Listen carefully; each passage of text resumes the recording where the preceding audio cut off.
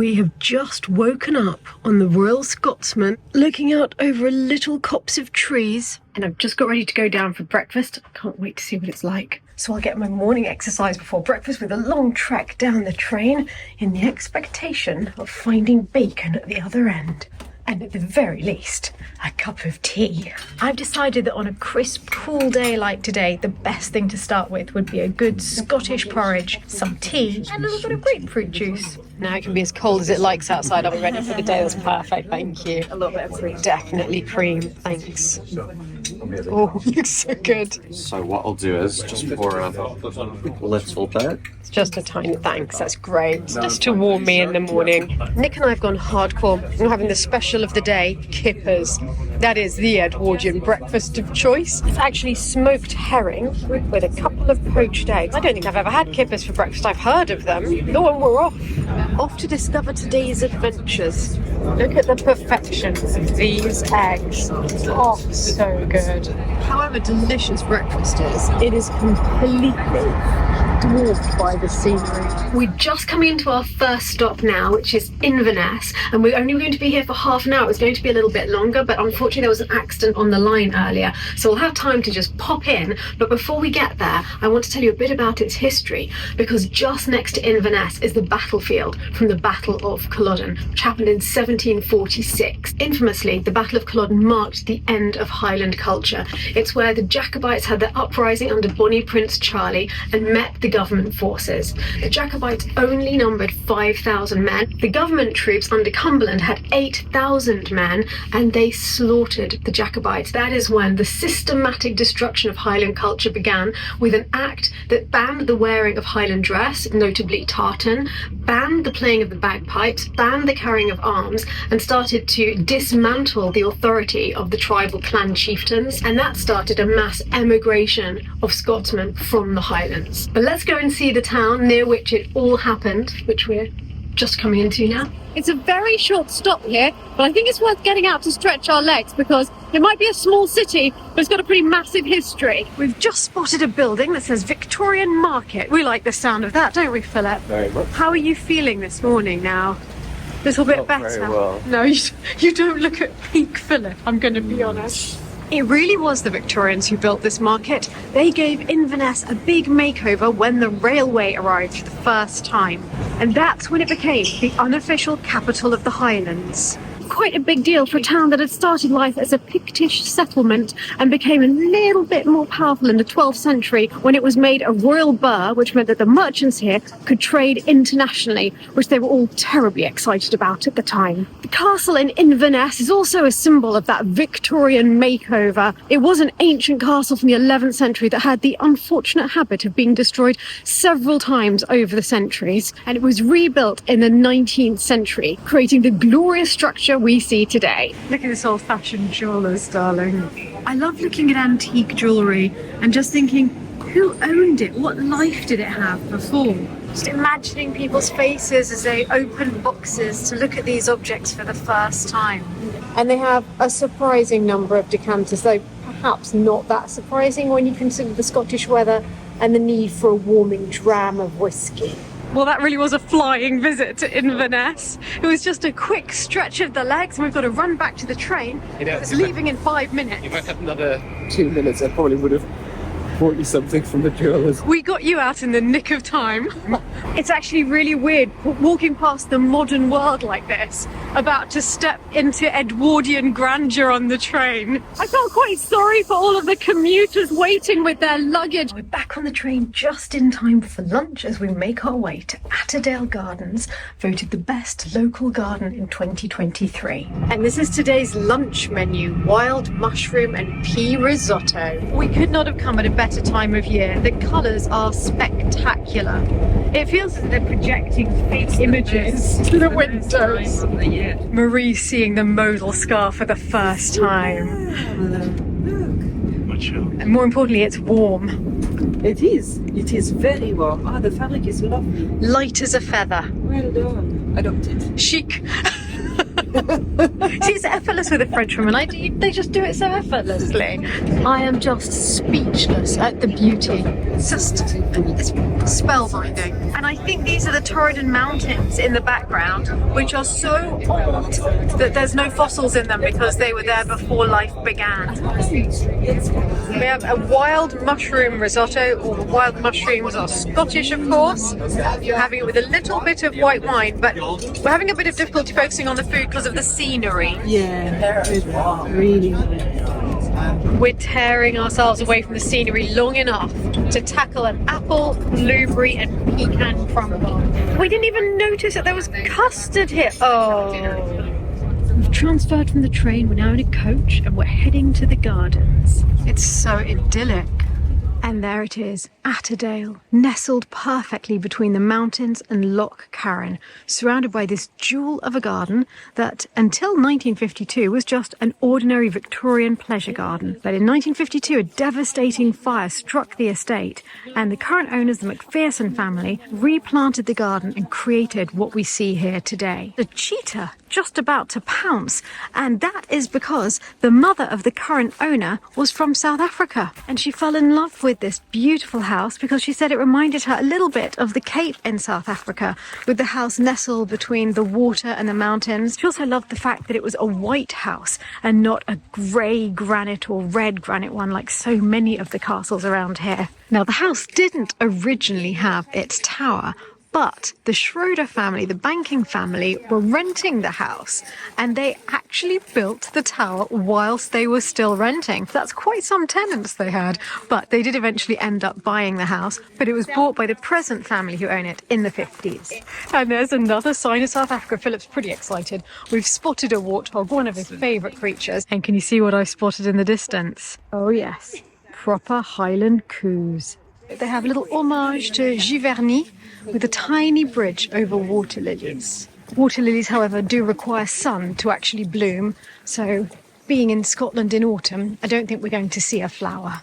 We've just come up this steep little path from the bridge, and we're about to go over another bridge, what is called the Water Garden here. This bridge goes over a tiny man-made waterfall, so all of those rocks were put in by hand, and it just trickles down into the stream that continues down to the other little stream past a lovely statue. And this water garden is just one of the things that's so inspired about this garden. Instead of fighting things that might be seen as a problem, they're using them to their advantage. The problem in this case is that this area gets about 60 inches of rain per year. So instead of fighting it, they've embraced the water and they found ways of rooting it and making it a beautiful aspect of the garden. The entire water garden area runs through this arboretum with tiny paths bordered with moss-covered stones and surrounded by ferns. And everywhere you go, you find more little bridges, and this one is next to the massive Gunnera leaves, originally from South America, which I love actually. These are one of my favourite leaves. Over tiny, tiny trickling streams. The designer of these gardens knew that in Scotland, you can't work against the landscape. You have to work with it. And what a landscape it is. This lush greenery with all of the ferns reminds me of the woods at Lalande. But my goodness, if only they could be manicured in this way and have such a beautiful array of specimen trees. I mean, look at this one. It's absolutely spectacular. Aren't those wispy pale green leaves covered in tiny raindrops just the most romantic thing?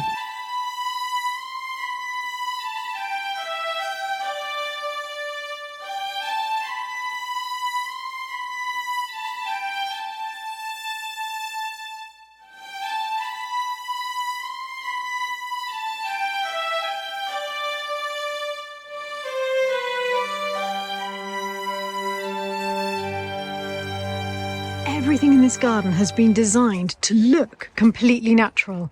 In fact, has been extremely manicured. This is the sunken garden, and sunken gardens were quite a feature of Victorian and Edwardian British gardens because by dropping the level of the garden, you create an enclosed space where more tender plants can feel quite protected from the elements. This is also one of the sunniest spots in the garden. You're going to have to take my word for it today. Apparently in summer, it's quite the little sun trap. And now we're going to go through here towards the sundial. This is the sundial, which can be seen from the bedroom windows in the house. This is something that looks great all year round. But what I love most is the inscription on the bench that overlooks the sundial, where you can even see the imprints of the bottoms of the owners who put it in. And the inscription says, "I am a sundial, and I make a botch of what is done much better by a watch." I think one of the most successful things that's been achieved here is the balance between the gardens and the house. They've managed to give a sense both of grandeur and of intimacy and comfort. It's a really hard balance to get. Look at these rhododendron. They are spectacular. I'm going through an archway of rhododendron. And when I think Scotland, I think rhododendron because they thrive in this acidic soil. And can you imagine in the spring when they're all in bloom? This is the Japanese garden. That's one of the newest additions to the garden. And it's because this area is actually a bit of a floodplain. It gets up to a foot deep of water sometimes. And so they needed to plant things that could survive that and make it really well draining with all of this gravel. And it's surrounded by this hedge that's been pruned in a cloud formation, which feels enveloping, soft and warm. And within it, this stone formation represents the Isle of the Blessed. This is known as the most northerly Japanese garden in the UK, but it's not just the style of the garden that reminds me of Japan. This grey mistiness reminds me of some of the walks in the hills around Kyoto, though there's perhaps a few more midges in Scotland. And just as in Japanese gardens, there's a real mixture of moss in this garden. The one that I find the most extraordinary is on this weeping willow, because I've never seen moss like that before.